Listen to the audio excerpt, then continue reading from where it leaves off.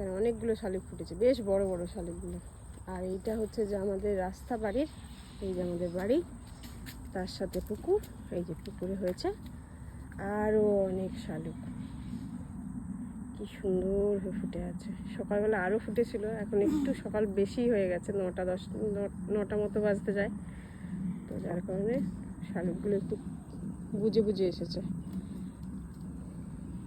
পুকুরটা, পুকুরে এই দেওয়া আছে, সুতো দেওয়া আছে,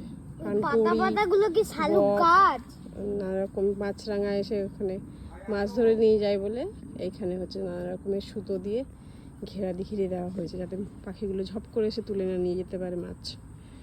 আর তার সাথে হয়েছে শালুক, সাদা শালুক আছে অনেক অন্য মাঠে, কিন্তু লাল শালুকটাই এখানে এখন দেখতে পাচ্ছি। এই মাঠের মধ্যে এত কলমি শাক হয়ে গেছে, যার কারণে হয়েছে কি বলে, আর শালুক, সাদা শালুকটা হয় না। আগে ছোট শালুক, এই যে হনুমান এসছে আমাদের বেড়ালকে তাড়া করছে, ওই যে হনুমান চলে এসছে, বেড়ালকে তাড়া করছে। ওরা যা পারছে তাই খাচ্ছে। ওই কলমি শাকগুলো আছে, কলমি শাকগুলোকেও খেয়ে যাচ্ছে। কি রে, তোদেরকে তাড়িয়েছে হনুমান? কি লজ্জা, তোরা তাড়াতে পারলি না?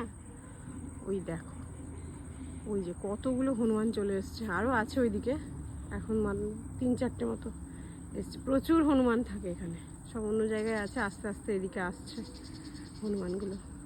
ওদিকে না, ওই জঙ্গলের দিকে অনেকগুলো থাকে, অনেকগুলো।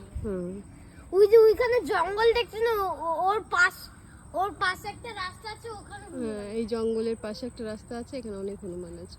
ওই যে সেখান দিয়ে সাইকেলটা গেল, ওই জঙ্গলের ওখানে হনুমান। আচ্ছা, এখানে থাকার মতো অনেক সুন্দর সুন্দর জায়গা আছে, হনুমানরা থাকে।